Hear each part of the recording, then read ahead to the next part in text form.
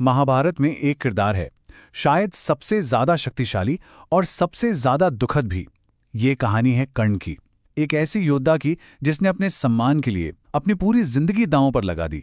तो चलिए इस कहानी को और करीब से जानते हैं।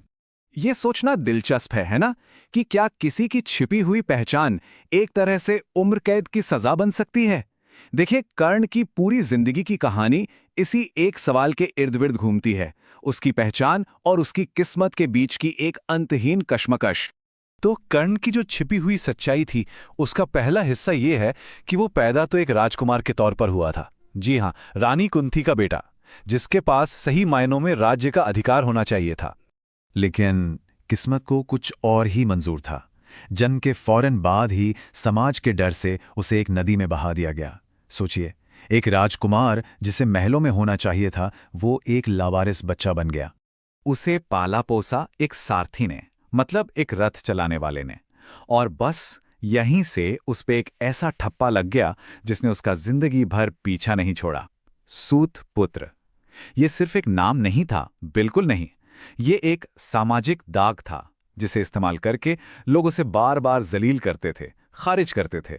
पर इन सब चीजों के बावजूद कर्ण का सपना बड़ा सीधा सा था। उसे बस दुनिया का सबसे महान योद्धा बनना था, और हुनर वो तो उसके अंदर बचपन से ही कूट कूट कर भरा था। लेकिन वो सूत पुत्र का लेबल एक ऐसी दीवार बन गया जिसे वो लाख कोशिश करके भी तोड़ नहीं पाया।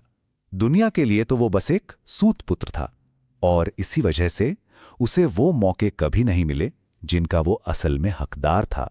ऐसे में सोचिए, क्या होता है जब पूरी दुनिया आपको ठुकरा रही हो और तब सिर्फ एक इंसान आपको इज्जत दे, अपनापन दे। बस यहीं से कर्ण की कहानी में एक अहम मोड़ आता है, एक ऐसा मोड़ जो उसकी अटूट वफादारी की बुनियाद बनेगा। ये पूरा सफर जिसने कर्ण को दुर्योधन से हमेशा के लिए जोड़ दिया, बड़ा आसान सा था। देखिए, पहले तो समाज ने उसे उसकी जाति की वजह से ठुकरा दिया।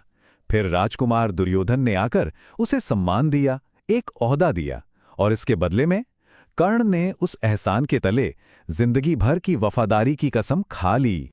और इस दोस्ती को निभाने के लिए कर्ण ने अपना सब कुछ, अपना पूरा जीवन समर्पित कर दिया। यही समर्पण उसके आगे के हर फैसले की वजह बना, चाहे फिर उसकी कीमत कुछ भी क्यों न चुकानी पड़े। अच्छा, कर्ण का एक और पहलू था जो उसे और भी खास बनाता था। वो था उसका दानवीर होना, यानी महान दाता। उसे ये उपाधि इसलिए मिली क्योंकि वो इतना ज्यादा उदार था। कहते हैं कि उसके दरवाजे से कभी कोई मांगने वाला खाली हाथ नहीं गया।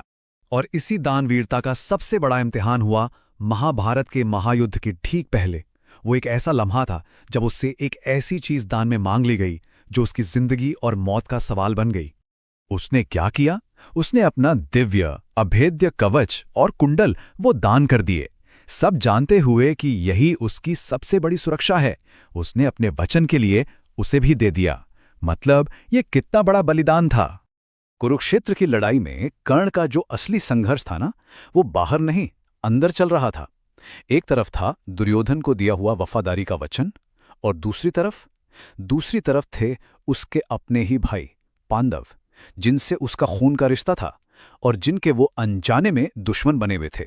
और फिर वो पल आ ही गया, वो सबसे दुखद पल, जब कर्ण को आखिरकार अपनी असलियत पता चली।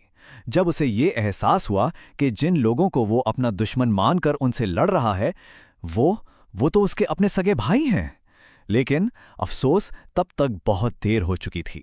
अपने ही दिए वचन में बंधे हुए कर्ण ने युद्ध भूमि में अपना अंत देखा। वो एक दुखद नायक की तरह मरा, जो अपनी आखिरी सांस तक अपने वादे पर, अपनी दोस्ती पर कायम रहा। तो कर्ण की कहानी से हमें सबक क्या मिलता है? एक बहुत जरूरी सबक, कि किसी इंसान की महानता उसकी पहचान से नहीं, उसके जन्म से नहीं, बल्कि उसके कर्मों से और उसकी वफादारी से होती है। और आखिर में ये कहानी हमें एक बड़े सवाल के साथ छोड़ जाती है कि असल में हमें कौन सी चीज परिभाषित करती है, हमारा खून का रिश्ता या वो बंधन जो हम खुद बनाते हैं?